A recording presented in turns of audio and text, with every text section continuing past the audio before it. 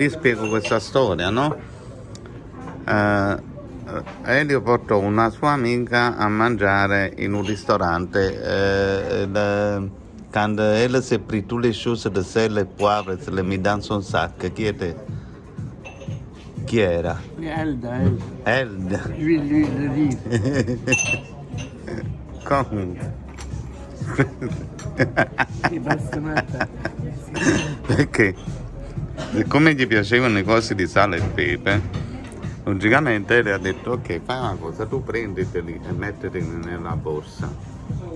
E quindi in automatico. Orecchio. Oh, che bella questa! Ah, guarda, un bel profumo. Ah, bellissima ragazzi.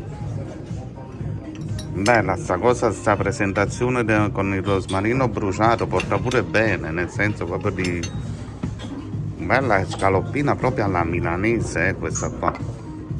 Allora qua abbiamo pure un po' troppo cremoso. Questa è proprio la scaloppina alla milanese, pizza napoletana fatta a regola d'arte. Questa è una bella cosa, qua merita una fotografia.